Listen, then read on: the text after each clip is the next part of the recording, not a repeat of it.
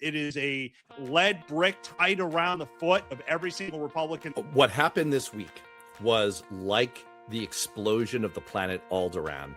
1 million voices of Democratic campaign professionals suddenly cried out and were suddenly silenced. The truth is Donald Trump wants Democrats to win, and I think he's actively sabotaging the GOP. It's Political Rehab, where PTI meets The Daily Show. This week, Hegseth faceplants. Republicans land their election fraud story. The Congress conducts a seance. The AG nominee in trouble. And Trump tells House Republicans to drop dead. Plus, our weekly look at the midterm battlefield reveals all the hidden money stockpiles and a subtle polling shift that Democrats should love. You can see I'm coming to you from a family vacation, so let's get straight to this week's rundown.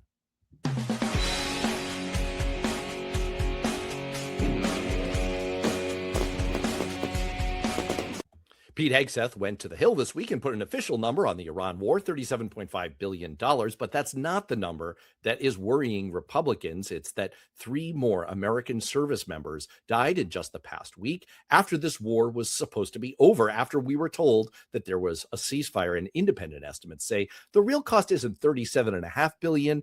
It's more like $100 billion. Matt, as someone who is actively working on Republican campaigns right now, how nervous are Republicans on the inside about how much of a liability this war is becoming? It is becoming a huge liability for us right now. We have to go home and campaign in front of voters. And let's be honest, the images of dead American soldiers is not the visual that we want to have right now. Every prediction about the cost of this war has been wrong. Hegseth's testimony was an unmitigated disaster. I mean, he responded with arrogance and evasion. He looked way over his head. He looked like a deer in headlights when they asked him to reconcile simple statements that he's made versus the truth. I'm going to go out on a limb. I know he's playing to an audience of 1, but my prediction is Hegseth will be fired because someone has to blame for this complete and total disaster that has happened. Trump will not admit defeat, and this is creating a bigger problem than even just an election loss. So you think that this has gone this far? Internally, Republicans are worried enough about the situation with the Iran war that they're going to need a scapegoat. Hegseth cannot be the face of this anymore. He has created problem after problem after problem, and he seems to focus only on low testosterone and not actually winning the war. How do you mess this up this badly? Iran is not some big powerhouse. This was supposed to be quick. This was supposed to be easy, but we've run out of missiles. We've run out of money. Someone is to blame, and it's going to be Hegseth.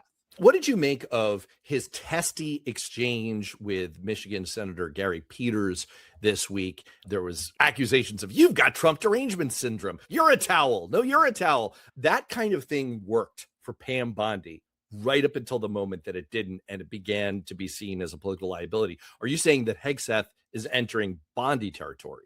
He's in Bondi territory. He's built a house in Bondi territory, and he's getting ready to be kicked out of this thing. He is hurting Republicans. He is not qualified. He looks way over his head, and this war has been a disaster. It is a lead brick tied around the foot of every single Republican that has to campaign on it, and somebody is going to have to pay for it, and it's going to be Hegseth. Trump's election bombshell last week was a dud.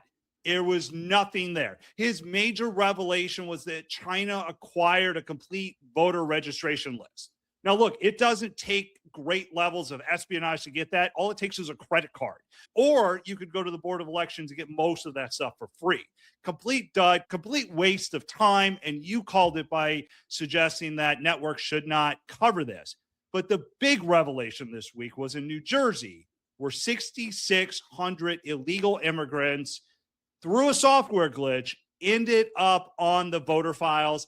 I see this as a big deal, not because it's proof of a stolen election. It's proof that there was a breakdown in the system of things that are not supposed to happen, and it calls election integrity into question. Matt, what's your take? What happened this week was like the explosion of the planet Alderaan. 1 million voices of Democratic campaign professionals suddenly cried out and were suddenly silenced. This was literally the talking point balloon from the sky that Republicans were waiting for. The only thing that could possibly, it's like manna from heaven for Fox News. Now, I could point out that this was, as you said, a software glitch that admitted some 6,000 or so people who are non-citizens onto the voter rolls. Only 400 of them ever cast a vote. Their registration was split pretty evenly among Democrats, Republicans, and independents. And there is zero evidence that these 400 votes that were cast ever changed an election. But the problem is, it took me a while to say all that. And in politics, the longer you talk, the more you're losing. The nuance gets lost. And for Republicans, for the Trump White House, it doesn't matter that the SAVE Act wouldn't have done anything to fix this situation. It wouldn't have, because, as you said, it was a software glitch. It's not these people trying to register to vote and needing to show some kind of identification in order to be able to. So the SAVE Act has nothing to do with this. But that all gets lost in the Jersey Shore wash and become the Republican talking point that you will see ad nauseum from Trump and from Fox News, as if those are different entities, till the end of time. And Democrats are just beside themselves that this massive hole that Trump had dug for them, he's somehow been thrown a rope ladder in the form of this awful, stupid story out of New Jersey. If Fox News isn't talking about socialism, it's talking about illegal immigrants registered to vote. The next question becomes, is that just the tip of the iceberg? But let's be clear, and this is important. This is not stolen election stuff. This is a software glitch. What do you call it, Matt, when a whole bunch of Republicans get together to have a conversation with the dead? I said at the top of the show that it sounds an awful lot like a seance. Another way of putting it is that's essentially what Republican House members did this week by passing a bill that is already dead. It's already dead on arrival in the Senate. It is another reconciliation bill. I won't get into all the details, but this is a sneaky congressional maneuver that allows bills to bypass the filibuster in the Senate, and House Republicans passed a reconciliation bill with $95 billion in funding, most of it for the Department of Defense for the Iran war, some SAVE Act provisions. Matt, what's the strategy here? Why? Just walk us through. I think I know the answer, but walk us through why Mike Johnson, why House Republicans would pass a bill that's dead on arrival in the Senate. I want to call it a Hail Mary pass, but it's really much more basic. This is a simple messaging issue. They are going on recess. They have to confront the voters. And if you've ever listened to a campaign ad, which I do on a lot of occasions, because I've also written a lot of them, when we use words like fought for or stood up, that basically means we didn't do shit. But God, we gave it the college try, and that's what this is. This is a talking point. This is, look at what we did. It is passing the buck. It's going to be, well, we did this. We passed the SAVE Act, but those guys in the Senate, they're not going to get it done. We have to look like we tried. And that's what everything we are seeing in the House happening right now. They go on a 6-week vacation. They don't come back until the middle of September before they do anything else. So it doesn't matter if you actually do anything. You just want to do something. Boy, as a guy who's squeezing in a 1-week vacation, a 6-week vacation sounds amazing. That's 100% correct. And I'll say that from our side of the aisle among Democrats, our version of this is what Rahm Emanuel used to say when he was the third-ranking member of the House for the Democrats. And he was advising us as we were heading into the 2008 and 2010 cycles. One of them was very, very good for Democrats. The other, not so much.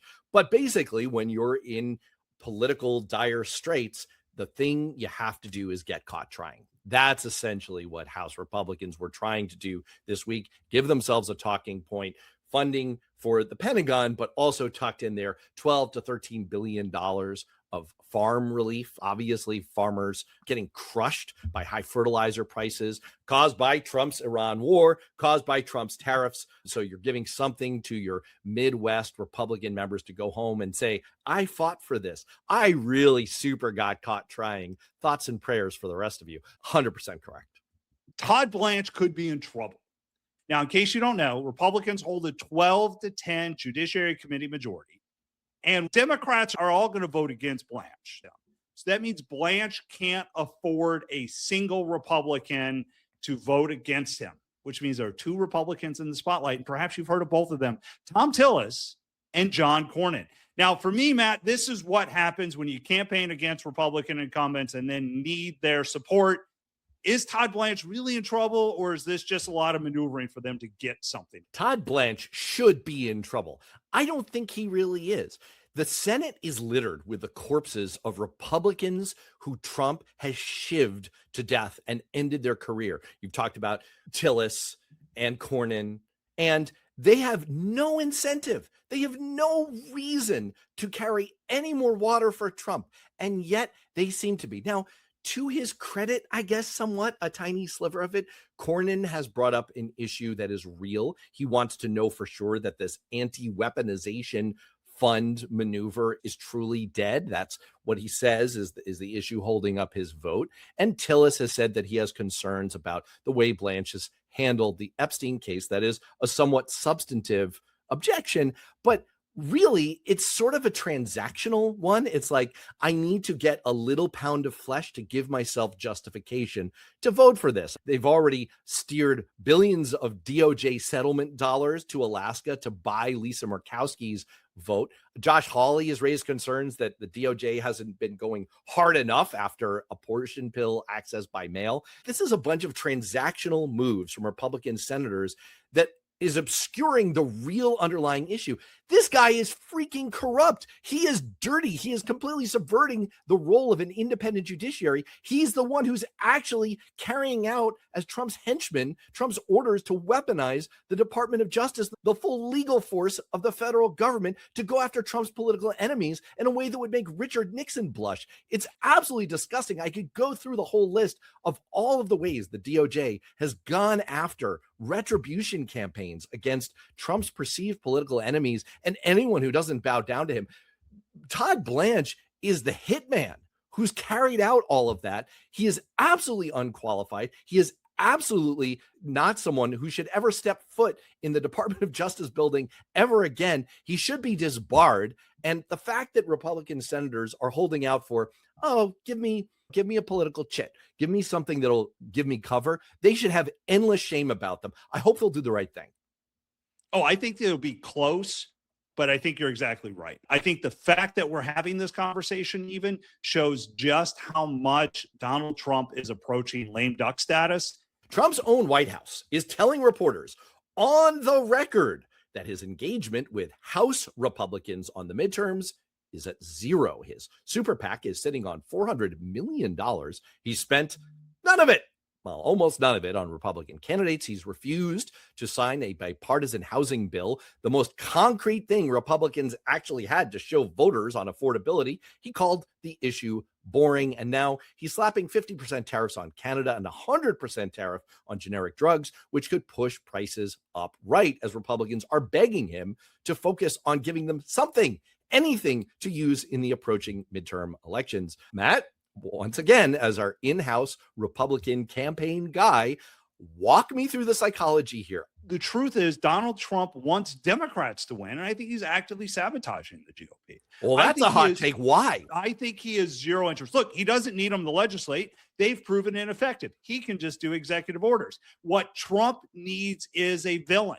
He needs a reason to fundraise. He needs somebody to bounce back. He doesn't care if he's been impeached. Been there, done that. It doesn't matter again. The biggest thing he is worried about, the biggest thing, is that they're going to get to the depths of his selling the presidency for him and his kids. But that's why you have loyal senators. That's why he's purging the people that would ask questions, is because you just need enough of them so that they can block the Senate for the next couple years. It is just simpler for him. It gives him someone to campaign against. He has zero interest in being a president. He only wants to campaign. He only wants to raise money, and he only wants to blame someone else. I think he would be happier if Republicans weren't in charge, because it makes him the victim every single time.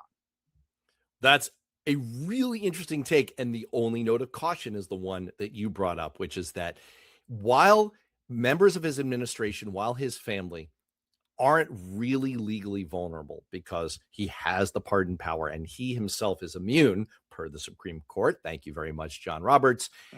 There is the potential for this corruption issue to gain a head of steam and for Republicans to be tied to it for a long time. That could create a really long-term deficit, but he probably doesn't care about that too because it doesn't matter to him. He just wants to walk away with the money. Speaking of rising nervousness, we're about 100 days to go now to the midterms. The battlefield is really heating up. Let's take our weekly in-depth look. The polls are shifting. The map is changing. The fight for Congress is on. This is the battlefield. Well, Matt, so much going on as things really spark into life with 100 days or so to go. As always, we try to winnow this down to 3 big things from you, 3 big things from me. So let's take a look at your first. Congress is going on August recess. So I'm actually looking at how 2 issues are going to play in districts as they are out for the next 6 weeks. The first one is the Iran war. Republican operatives like me have been warning that Iowa, Alaska, Ohio, North Carolina are collapsing, and House districts that Trump won comfortably are starting to put Republican members in trouble. There's no coherent message from the White House. And so right now, they're just wandering around trying to defend an unpopular war. You see it in the polling right now. So the internal messaging guidance that House Republicans are pushing to their members is, we don't have anything for you to run on, really. I mean, literally, this is kind of what they're saying. So the strategy for the month of August is to road test the message, Democrats are crazy. That's what the internal memo said this week. Just call them crazy, say they're too crazy, they're too extreme to put them in power. Are you seeing the August period as essentially a road test for that emergency break glass message? This is a hate election. That's what this is. Who do you hate more, Socialist or Donald Trump? There's a Fox News poll, and I sent this to you last night because I found it so interesting. There's a Fox News poll that voters trust Democrats on the economy and inflation. Now, voters even trust Democrats on immigration right now. And so we're losing a messaging war. And so what voters want to talk about and what Trump is forcing us to talk about are 2 different things, which is why we are going to a hate election. And who do you hate more, Donald Trump or Socialist? It reminds me of the old guidance you used to give. Like, you remember when you were in high school and you'd get a test and the teacher would say, here's the strategy. If you get a question that you don't know the answer to, think of a question you do know the answer to and answer that one. And sometimes you can fool the teachers with it. And that's essentially the strategy that Republicans are employing now. By the way, Democrats would do the same thing in the same situation, you have a question from voters. What are you going to do on affordability? What are you going to do on prices? What are you going to do on my cost of living? What are you going to do about the economy? Those are the questions that voters are asking. You don't have an answer to those. So you're making up a question that you do have an answer to. The second one I'm looking at are a couple battleground states, Michigan and Wisconsin specifically. They both have primaries coming up in August, and Democrats could nominate Socialist. Now, this is interesting for a couple of reasons. One, it continues the Democrats' slide towards socialism. And again, if you're watching Fox News, this is the biggest story that is happening in the world right now. But it could make some of these races a little bit more competitive. The Senate race in Michigan could be more competitive if Democrats nominate a socialist, and it could be potentially a pickup for Republicans in a year that looks like we're going to get destroyed along the way. The situation in the Wisconsin governor's race really heated up in the primary on the Democratic side in the past week. The leading candidate, turned out her campaign manager was badly overcounting donations to the tune of more than $1 million. It was a financial scandal. She dropped out of the race. And so a candidate who had similarly dropped out previously jumped back in an effort to forestall the rise of a socialist who is currently in first place in the polls for the Democrats in the primary. And it's making Democrats really nervous. I'm not saying this to like throw barbs at progressives. It's just an empirical fact that far left candidates progressives and especially self-identified democratic socialists just do worse, especially in swing state, swing district territory. It's not a huge amount. It's only about 1 or 2 percentage points, but that's a big deal when you're talking about a quintessential swing state like Wisconsin. Same situation going on in the Michigan Senate race. And so for Republicans, it's a twofold gift. It's not just that you might get to run against a weaker candidate like Abdul El-Sayed or Francesca Hung in Wisconsin. And by the way, in Wisconsin, Democrats are worried that if Hung wins, she not only could lose the governor's seat, but also the entire majority in the assembly. And that's not great when you're talking about a critical swing state for 2028. The second gift that Republicans get out of all of this is the talking point. You get to hold these people up as poster children on Fox News, and it just, see, they're crazy. They're socialists, and we're not relishing any of that. All right. What's your third? MAGA Inc. has $400 million. The RNC has more money. The NRCC has more money. And the NRSC all have more money than Democrats. So right now, what I'm looking at is how are these going to be spent, and is MAGA Inc. going to spend it? Now, I think this is an important one. We often think more money equals victory, but I can point to you, Linda McMahon, who spent $50 million one year, lost a Senate race, spent $50 million the next year, lost a Senate race. Money doesn't equal victory, but it can help level some stuff out. And like we talked about last week, there are a lot of campaign committees that are in the hole. And so what I'm watching, and why this one is interesting, is with the Supreme Court decision allows a lot more coordination. How much of that money is going to be spent in Texas? How much of money is that going to be spent in North Carolina?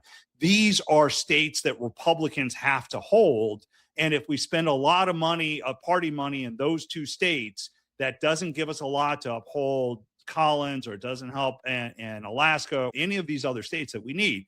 And so the money picture is becoming clearer. It doesn't tell us the whole story, but it does begin to ask questions. And then the big question, which I think all of us Republican side are starting to feel, is that MAGA Inc.'s not going to spend that money. We're not going to see that spent. And I think that creates a real problem for us. It really was a stunning week on the money front as we began to get the reports from the end of the second quarter fundraising deadline. And the picture that emerged is what you just laid out, that on the party side of things, or the outside super PAC side of things, Republicans have built up a massive advantage. But for candidates, for individual candidates and campaigns, Democrats have built up a major advantage. And it's really a bone-crushing advantage among Senate races, a 4-1 advantage for Democrats over Republicans in the 10 most competitive Senate races. And in the House, an equally stark picture where Republican incumbents in the races that are currently rated toss-up or just slightly lean Republican, in those races, in 15 out of 17, the Democrat outraised the Republican incumbent. So what you see is on the candidate side, Democrats have a strong money advantage. On the party side, Republicans have a strong money advantage. So I guess the question to you, Matt, is, as a Republican campaign professional, how are Republicans feeling about that? It seems like a tie, but does that leave you feeling confident or nervous? It's a great talking point because it says we raise more money as a party. Trump has $400 million. It's something we can go to donors to say, as a candidate, we're not going to lose because we have this. But the reality of the situation for Republicans across the board, we're worried about how much of that money has to go to Texas, how much of that money has to go to North Carolina, and is there going to be any left over? So yes, we have a huge advantage, but we're not confident that it's going to be spent in the ways that we think it's going to be, or where we need it in some of these key races. And because it's party committees, that means there's going to be strings attached to that. So when you're a Susan Collins, for example, in order to get MAGA Inc. or the Senate committee, they're going to use those strings in order to try to get her to vote a certain way. And sometimes it's just not going to happen. And so there becomes a lot of other landmines that we have to go through that creates nervousness. I'm curious, because you've looked through all this stuff, how does this stack up on the dashboard now? This was a very confusing week that reminded me a little bit of the old saw about a guy who's head is in the icebox, his feet are in the oven, but on average, he feels fine. That was the kind of disparity we saw in the big structural indicators that we tend to look at week after week. If you look at Donald Trump's net approval rating, that kind of continued the theme of sliding that we've seen for months and months now. He had a little bit of a recovery there. A lot of that was statistical noise for just a little while, but he's sinking back down. His net approval among independents continues to be absolutely horrible and rock bottom. On the other hand, bright spots for Republicans, there was a little recovery in consumer sentiment. If consumers are feeling a little bit better about their financial situation, that could be a bit of a boon to Republican candidates. And we saw some slippage on the generic ballot, that measure of whether voters in general would prefer to be represented by Republicans or Democrats. And Democrats have occupied a pretty strong position this entire cycle, but we saw some slippage over the past week. Still, I thought that the bigger indicator from the week was the fact that Charlie Cook, the noted race analyst, flipped 6 seats toward the Democrats. And you saw in prediction markets a little bit of movement in the Democrats' direction as well. How are Democrats feeling about it right now, do you think? I think Democrats have looked at the issue landscape, and we keep getting polling indications. I'm telling you, it's happening in all of the campaign's internal polls, and we're seeing it in all the public polls on issue after issue, especially the issues that are most salient to voters, that the voters really care about. We're seeing advantages for Democrats. But the sneakiest number that came out this week, and the reason I think Democrats should feel extra good, was from Elliot Morris, who showed that likely voters, the voters who are most apt to show up to the polls in November, among likely voters, Democrats have now taken the lead. Now, that is a contrast from the last several election cycles where Democrats did better among the whole pool of registered voters. But when you looked at likely voters, Republicans were doing better. There's been significant movement in Democrats' direction. And why is that significant? Because where you only see Democrats with a 5 to 6 point advantage and a little bit of slippage recently, what is going to happen is that pollsters, as they get closer and closer to election day, stop polling registered voters and they shift over to whoever they think the most likely voters are going to be. And since we know that likely voters now favor Democrats, there's a real chance that over the next 4 to 8 weeks, as pollsters make that switch, we're going to see more and more polls that are tilting more and more toward Democrats. So I think the lesson of this week is that underlying everything, what we're able to pick up in the numbers is only a dim reflection of the reality for voters. You see it in the issue polling that you mentioned from Fox, and you see it in this little quirk about likely voters, that in reality, voters are tilting more toward the Democratic Party than they're even letting on right now, or than we're even able to pick up. And that's a present waiting under the tree for Democrats to start unwrapping in the next couple of months. So your bottom line this week? My bottom line this week is that I don't discount some of the positives for Republicans. As you noted, a huge money advantage on the committee side, on the outside money side, and some recovery in consumer sentiment. Those are bright spots for Republicans that should give them a little bit of a boost. But overall, I rate this as a week that tilted slightly toward Democrats because Democrats were able to even the score among campaigns on the money front. And more important, there's this swing among likely voters toward favoring Democrats. And that's going to be the gift that just keeps on giving. The issues Republicans have to campaign on right now, Iran war, stolen election, are going to be struggles for us. It's going to be hard to overcome them. I think the second piece that's showing up in polling is just enthusiasm gap that is happening. Republican voters aren't excited right now. I think you're right. I think right now, this week, Democrats came out ahead. All right. Look, I've obviously got very pressing ocean-related issues to get to. So let's get to our dose of hope.